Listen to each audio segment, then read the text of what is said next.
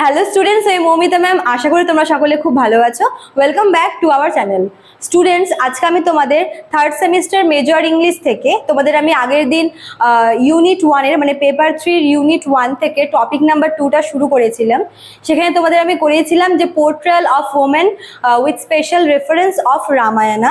তো আজকে আমি তোমাদের আরও একটি এপিক যেটা হচ্ছে মহাভারত, তার রেফারেন্সে আমি ওমেনদের পোর্ট্রেয়ালটা নিয়ে মানে ওমেনদের কীভাবে দেখানো হয়েছে মহাভারত এপিকে তার উপরে আজকের ক্লাসটি নেব। তো ক্লাসে যাওয়ার আগে আমি তোমাদের বলে রাখি যে আমাদের কিন্তু অনলাইন ক্লাস শুরু হয়ে গেছে এবং অ্যাডমিশন তো আমাদের অনেক আগে থেকেই চলছে, ঠিক আছে? ক্লাসও শুরু হয়ে গেছে, নোটসও প্রোভাইড করা চলছে। তোমরা যারা আমাদের কাছে পড়তে চাইছো অনলাইনে, তারা দেরি না করে ঝটপট আমাদের হেল্পলাইন নাম্বারে যোগাযোগ করে যুক্ত হয়ে যাও। কেননা তোমরা যদি মনে করো যে আমরা পরে জয়েন করব, তোমাদের একটা কথা আমি বলে রাখি এখানে, যে তোমরা নোটসের জন্য যদি তোমরা আর কি অ্যাডমিশন নিতে চাও, তোমরা নোট হয়তো পেয়ে যাবে, বাট এই যেই ক্লাসগুলো চলে যাচ্ছে তোমরা কিন্তু সেই ক্লাসগুলো করতে পারবে না। এবং ম্যাক্সিমাম কনসেপ্ট যেহেতু ক্লাসেই আমরা ক্লিয়ার করিয়ে দিই, দেখো ইউটিউবে কতটুকু করতে পারি, তাই না? মেন তো ক্লাসটাই আমাদের আর কি মেন থাকে, সেখানেই কিন্তু আমরা পুরো ক্লাসটা পুরো টপিকটা খুব সুন্দর করে বুঝিয়ে দিই। তো তোমরা যদি সেই ক্লাসগুলো অ্যাটেন্ড না করো, তোমাদেরই কিন্তু বুঝতে পরে অসুবিধা হবে নোটগুলো। তাই আমি বলে রাখি যে তোমাদের যেহেতু অনলাইন ক্লাসটা শুরু হয়েই গেছে, তো তোমরা যারা আর কি ভাবছো যে অ্যাডমিশন নেবে, তারা বেশি আর দেরি না করে আমাদের অফিসিয়াল নাম্বারে যোগাযোগ করে কিন্তু যুক্ত হয়ে যেতে পারো, ঠিক আছে? আমাদের অফিসিয়াল নাম্বার দুটো আছে, একটা হচ্ছে 6295916282 আর একটা হচ্ছে 7076398606, ঠিক আছে? দেখো দেওয়া আছে এখানে নাম্বার দুটো, তোমরা যে কোনো একটি নাম্বারে যোগাযোগ করতে পারো। তোমাদের যে কোনো কোয়ারি, তোমাদের অ্যাডমিশন সংক্রান্ত, কোর্স ফি সংক্রান্ত সমস্ত কিছু কিন্তু তোমরা এই নাম্বারে যোগাযোগ করে আমাদের থেকে জানতে পারবে, ঠিক আছে? চলো টপিকে চলে যাই। দেখো মহাভারতে তো অনেকগুলো ওমেন ক্যারেক্টার আছে, কিন্তু যেই চারজন মেন মানে যারা স্ট্রং একটা মানে রোল প্লে করেছে, ক্রুশিয়াল রোল প্লে করেছে, সেই চারজন ওমেন ক্যারেক্টার আমি এখানে লিখেছি। তো ফার্স্টে আছে হচ্ছে দ্রৌপদী। দেখো দ্রৌপদী হচ্ছে মহাভারতের যাকে বলে সেন্ট্রাল ফিমেল ক্যারেক্টার। দ্রৌপদীর জন্ম বা দ্রৌপদীর যে বংশ পরিচয়, ঠিক আছে, তার জন্ম নিয়ে অনেক রকমের অনেক কিছু তাকে আর কি ট্রোলের শিকার হতে হয়েছে। ইভেন তাকে ওই ডাইস গেমে তাকে বাজি রাখা হয়েছিল, এবং এই যে বাজি রাখার যে ব্যাপারটা, এর মাধ্যমে কিন্তু আমরা তৎকালীন যে মেয়েদের যে স্টেটাস, সমাজে মেয়েদের যে জায়গা, সেটা বুঝতে পাই যে অনেকটাই কিন্তু নিচুভাবে দেখা হতো, ঠিক আছে? এবং ডাইস গেমে দ্রৌপদীকে হিউমিলিয়েট করা হয়, ঠিক আছে? কৌরবরা দ্রৌপদীকে অপমান করে, এবং তার এই হিউমিলিয়েশনটা বস্ত্রহরণ নামে পরিচিত। আমরা জানি যে ওই ডাইস গেমের পরে ডাইস গেমে তাকে পাণ্ডবরা বাজি রাখে, এবং বাজিতে হেরে গিয়ে হচ্ছে কৌরবরা হচ্ছে দ্রৌপদীকে কিন্তু অপমান করে, তার বস্ত্রহরণ করে। যদিও বা তাকে হচ্ছে ফাইনালি তাকে বাঁচায় হচ্ছে শ্রীকৃষ্ণ, ঠিক আছে? এবং এই যে এপিসোডটা, এই বস্ত্রহরণ এপিসোডটা, এটা কিন্তু পুরো মহাভারত কাব্যটার একটা টার্নিং পয়েন্ট, ঠিক আছে? কেননা এর পরে এই যে মানে নারীকে অপমান, ঠিক আছে, নারীকে আর কি হেয় করা, তার সতীত্বে আর কি প্রশ্ন তোলা, এই জিনিসটা কিন্তু মানে কি বলবো, খুবই একটা মারাত্মক একটা বিষয় হয়ে দাঁড়িয়েছিল এই এপিকে। এবং এই এপিসোডটার পরে আমরা দ্রৌপদীর যে স্পিচটা শুনি, সেখানে কিন্তু সে জাস্টিস চায়, এবং তার সেই জাস্টিসের ডিমান্ডটাই কিন্তু পরবর্তীকালে বিখ্যাত যুদ্ধ কুরুক্ষেত্র, যেটা পাণ্ডব আর কৌরবদের মধ্যে হয়েছিল, সেই যুদ্ধের সূত্রপাত ঘটায়। এবং আমরা দেখি যে ওই বস্ত্রহরণ এপিসোডের পরে দ্রৌপদীর যে স্পিচটা, যেখানে সে এমন কিছু বলেছিল যেটা কিন্তু ওখানে ওই সভায় উপস্থিত প্রত্যেকে নড়িয়ে দিয়েছিল, মানে প্রত্যেককে এতটা নাড়িয়ে দিয়েছিল ভেতর থেকে। এবং ওই স্পিচের মাধ্যমে কিন্তু আমরা দ্রৌপদীর যে স্ট্রং পার্সোনালিটি, সেটার সঙ্গে পরিচিত হই, ঠিক আছে? তো সব মিলিয়ে দ্রৌপদী কিন্তু এই যে কাব্যগ্রন্থটা আছে এপিক, মহাভারতের সেন্ট্রাল ফিমেল আর কি ক্যারেক্টার হিসেবে হচ্ছে তাকে কিন্তু একদম মানে সে হচ্ছে পারফেক্ট।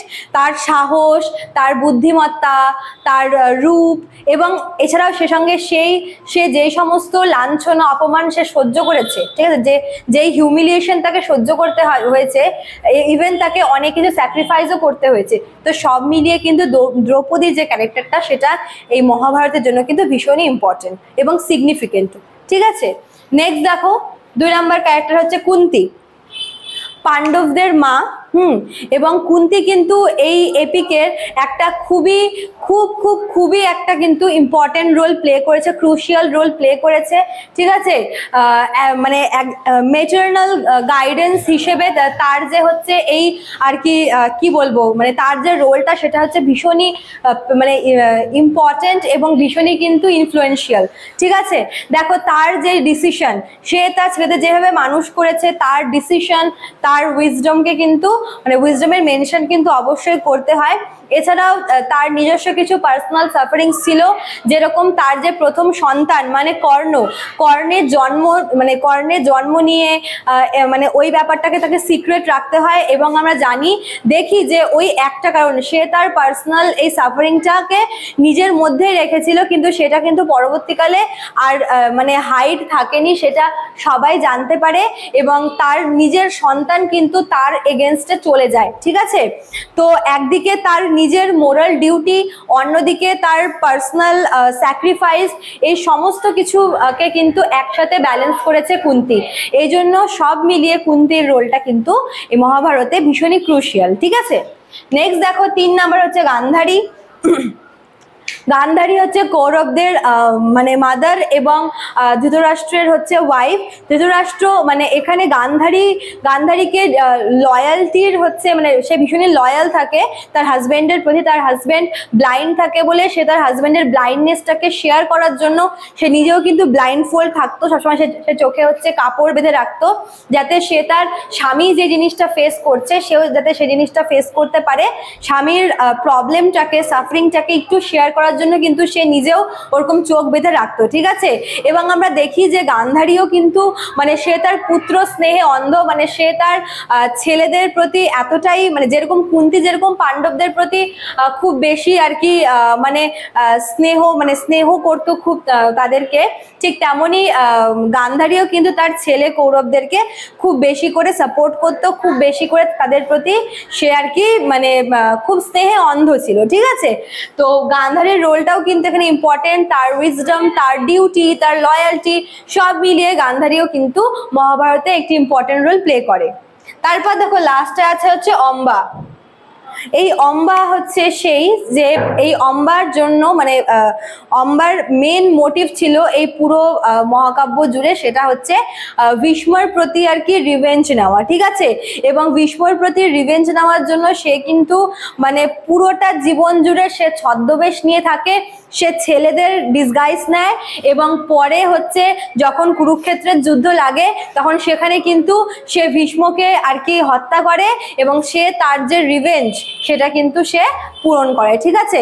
তো একজন মহিলা মানে যার সেই সময় সমাজে মহিলা মাত্রই দুর্বল, মহিলা মাত্রই অবলা, সেরকম একটা সমাজে দাঁড়িয়ে, ঠিক আছে, অম্বা যেমন মানে সে হচ্ছে নিজে একই মানে ছেলের ছদ্মবেশ নিয়ে শুধুমাত্র প্রতিশোধ নেওয়ার জন্য ভীষ্মর প্রতি সে এতগুলো বছর ছেলের ছদ্মবেশ নিয়েছিল এবং তার যে আর কি মনের ইচ্ছা, তার যে প্রতিশোধ নেওয়ার যে তার এই যে টেন্ডেন্সি, সেটা কিন্তু শেষ পর্যন্ত সে পূরণ করতে পারে, ঠিক আছে। তো স্টুডেন্টস, এই ক্যারেক্টারগুলি হচ্ছে তোমাদের ইম্পর্টেন্ট ক্যারেক্টার মহাভারত থেকে, মানে ওমেন ক্যারেক্টার। তো আশা করি তোমরা বুঝতে পারলে। ভালো লাগলে তোমরা অবশ্যই লাইক, কমেন্ট করবে, শেয়ার করবে। দেখা হচ্ছে নেক্সট ক্লাসে। Thank you.